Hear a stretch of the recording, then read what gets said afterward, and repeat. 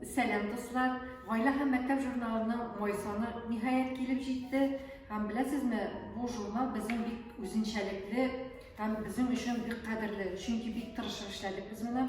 Тырышлыкның беренче битендә күрәсезме, Мәскәү кешеләребезнең Ильяс Айдаров. Ильяс Айдаров ул Татарстанның Россияның атказанган рассамы. Сөйгән яры белән монда урнашкан. Әлеге язманы Мәскәүгә барып безнең баш мөхәрриребез Сүмбел Таешева әзерләп кайтты. Менә монда шундый үзенчәлекле фотолар да бар. Журналны кулга алсагыз, һичшиксез карап китерсез. Әлеге кыл каләм остасы данлыклы нәсел иясе икән. Менә шуны белдек әлеге материалдан укып. Һәм шуңа күрә сезгә дә укырга киңәш итәм. Галия Кайбицкаларга да нәсел җебе барып тоташалган. Гомумән, Тукай турында да монда җылы фикерләр әйтелә кыл каләм остасы тарафыннан. Менә күрәсезме, тулы гаилә ничек матур була ул. Фотода ниндидер бер җылылык бөркелеп тора хәтта. Рәссам буларак иң яраткан темаларның берсе борынгы архитектура дип таный Ильяс Айдаров үзе дә. Хәзер аның портфолиосында дөньяның күренекле шәхесләре белән беррәттән Казан, Мәскәү, Санкт-Петербургның борынгы особняклары төшерелгән уннарча картиналар бар икән.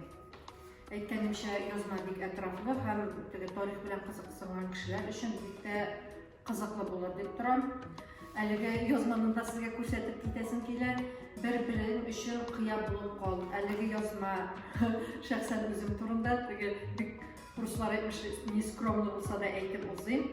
Минем юбилей уңаеннан коллегам, талантлы журналист Расиха апа Фаизова әзерләде. Менә шулай гаиләмнең фотосы белән бирделәр. Редакция хезмәткәрләренә барысына да рәхмәт белдерәм. Мондый игътибар күрсәткәннәр өчен. Икенче безнең зур язмабыз Ринат Аюпов «Тере театр булса, эшләп торасы да юк» дигән.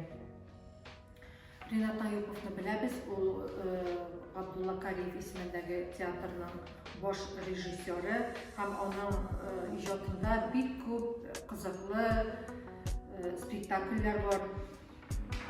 Менә шул турыда сөйли ул Расиха апаның авторы. Менә фотолар белән шулай ук кирдек.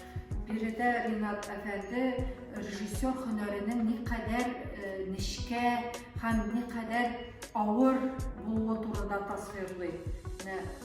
Артистларны карарга яратабыз, бит театрга барабыз, артистларны алкышлыйбыз.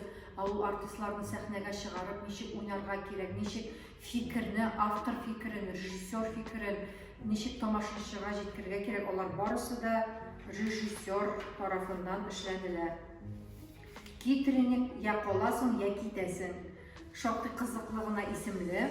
Аны Таңсылу Габидуллина эшләде. Монда безнең түгәрәк өстәл оештырылды.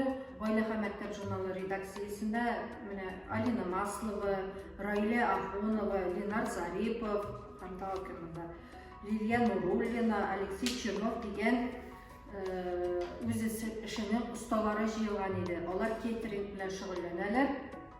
Һәм менә бу кейтерингның Казанда ничек итеп киңәелүе, ни өчен халык аңгар тартыла, шул турыда бик кызыклы гына, атраклы гына язма. Укырга киңәш итәм, бәлкем файдасы тияр. Татар кызлары Төркиядә Матайда җилдерә.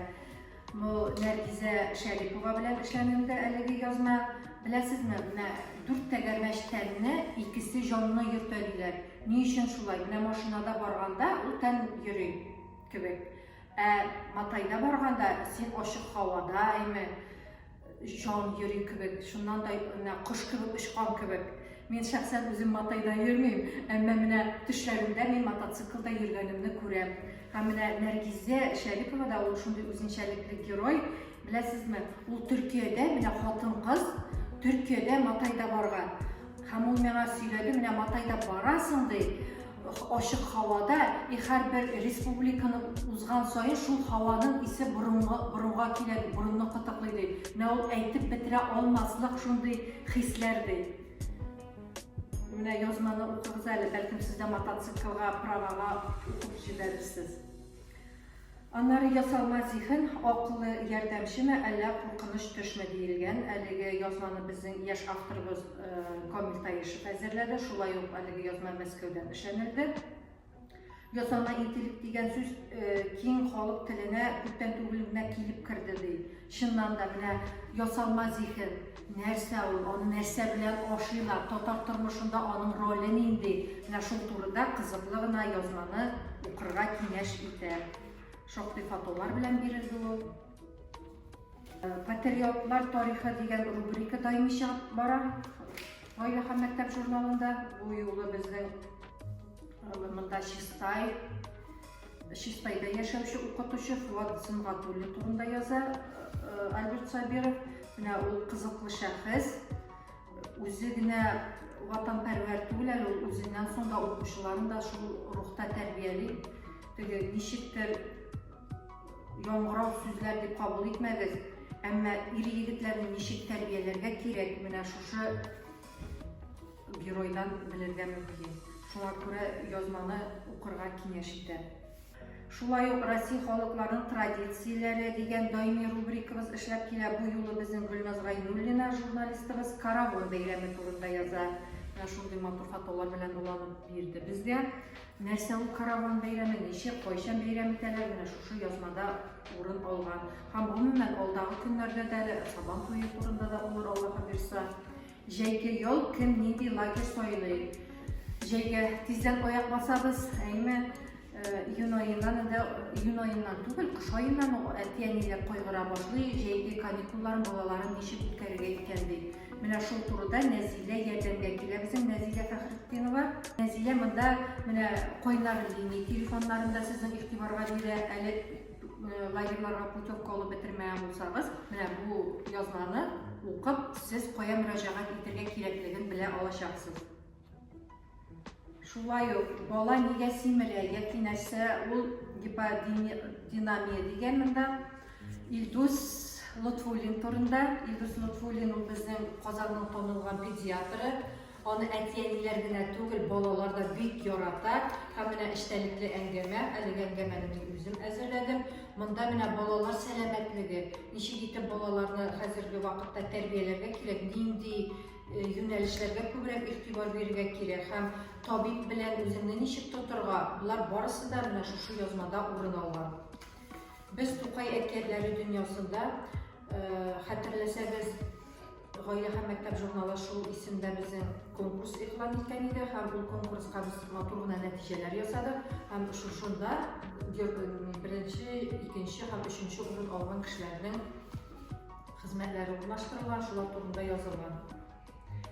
Мөселманнар гына түгел, татар икәнебезне дә онытмыйк ди Нияз хәзрәт Сабиров. Нияз хәзрәт Сабиров ул безнең Казанның Апанай мәчетенең имам хатибы һәм ул insanlarны ничек итеп тәрбияләү турындагы фикерләре белән уртаклаша.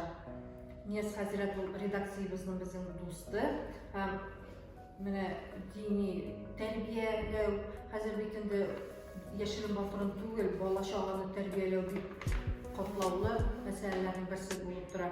Һәм дин өлкәсендә менә диннең бала тәрбияләүдә ни дәрәҗәдә роле икәнен сез әлеге язмадан укып белерсез.